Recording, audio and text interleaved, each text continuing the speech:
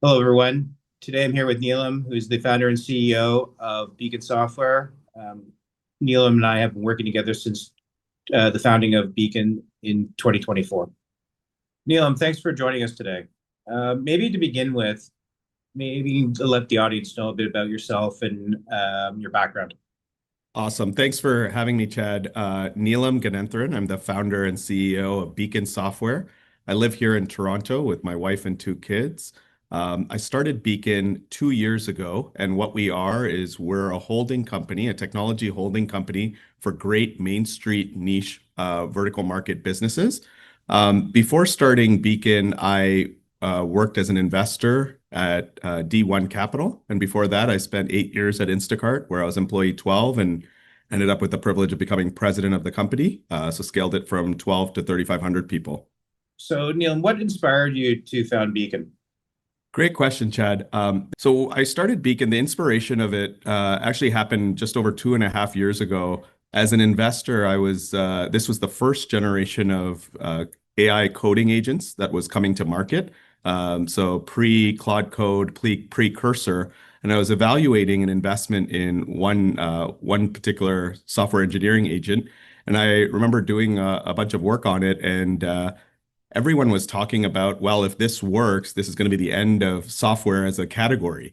It's kind of funny where it seems like we've come back around to that. And I looked at that and I said, wait a minute, this is completely misunderstanding where the value of software comes from. Software is just a term that we have invented that actually it represents an encapsulation of a bunch of business workflows. And the thing that I think will hold a lot of value in the age of AI when things like coding agents become more prevalent is the customer relationships that vendors have with their technology providers. And two, the workflow understanding that came as a result of those customer relationships. So I thought, well, what is the best way to make sure that AI disseminates itself across the industrial last mile to Main Street? And I said, well, we could try to buy entire Main Street businesses and implement AI top down, but that felt very unnatural. What I thought is actually a better path is work with the incumbent technology providers, but arm them, kind of similar to the arming the rebels for Shopify, arm them with the tools, technology, capital to be able to automate more and more tasks for their end customers, and hence bring AI to Main Street. So that's what we're doing. Over the last couple of years, we've partnered with and purchased dozens of businesses, and we're just getting started. Given your inspiration for founding Beacon, can you explain a bit more what you mean by AI portfolio of critical vertical software? And Yeah. how does this relate to the vision and how your ultimate strategy is going to differentiate you from other software consolidators? Yeah, I think it's pretty simple, Chad.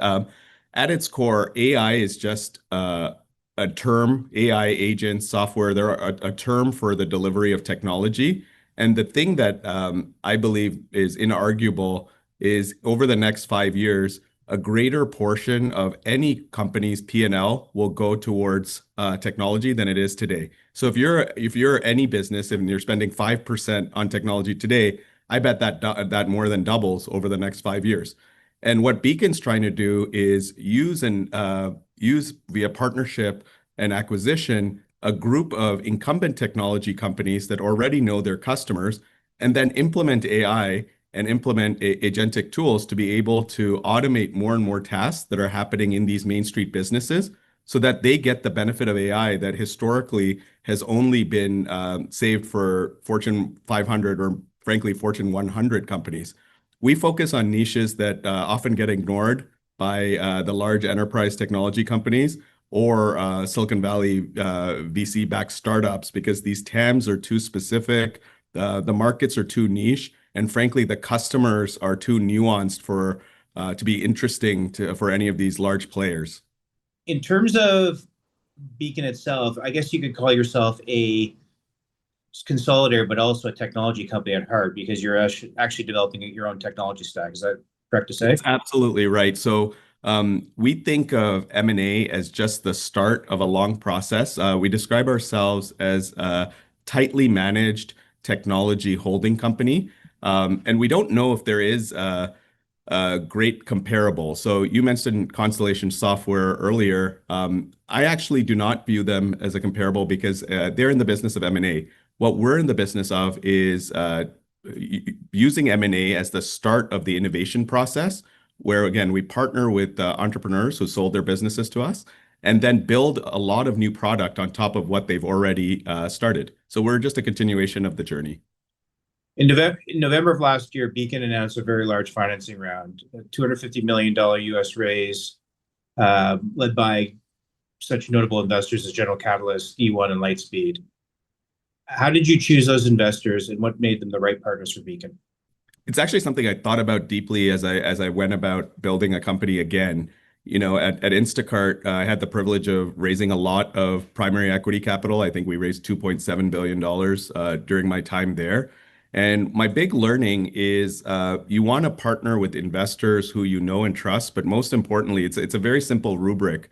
The second time around, I didn't want to partner with any investor whom I wouldn't be happy when I made them a lot of money.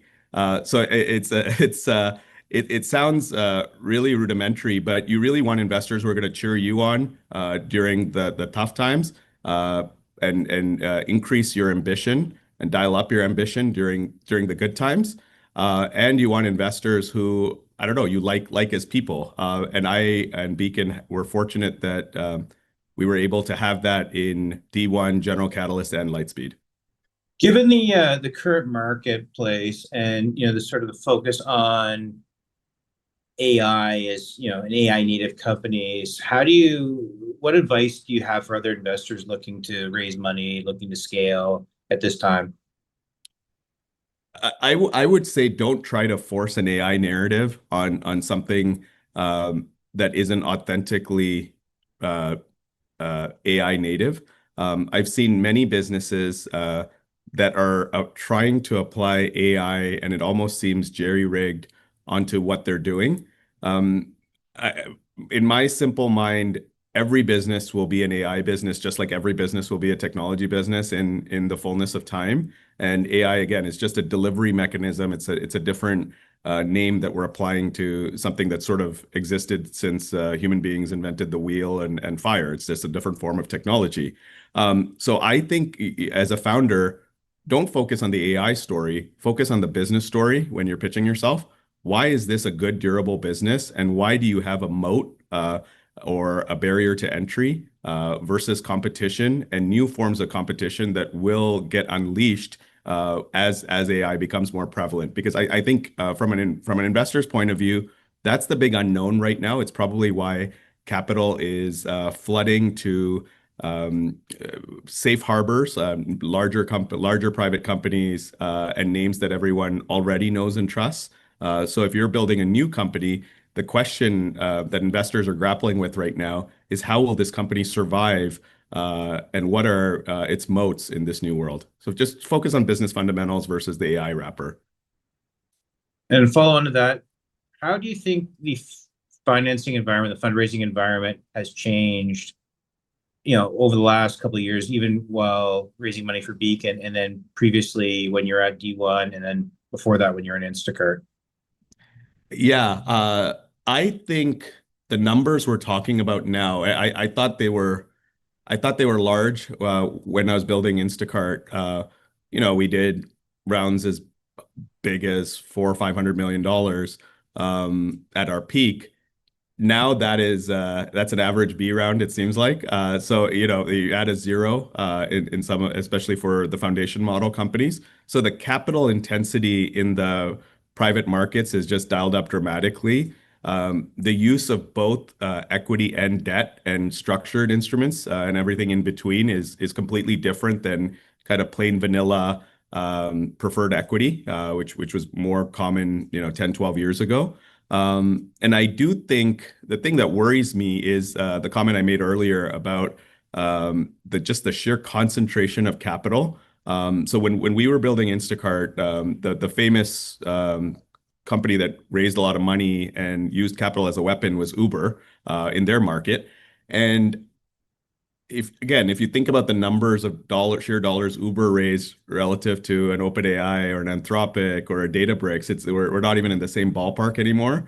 So I think again, as a new entrepreneur looking for a niche, you almost have to zig when they zag. So if you don't think you're going to win the capital war, pick a very specific end market and area that you can win and show your investors extreme capital efficiency. Be open to structure and debt-like instruments, not just equity. Just figure out how to fund your business plan as opposed to shooting for vanity metrics and a big equity round. Nilam, thanks very much for joining us today. We look forward to seeing the growth of Beacon Software over the next number of years. Thank you, Chad. Really enjoyed it.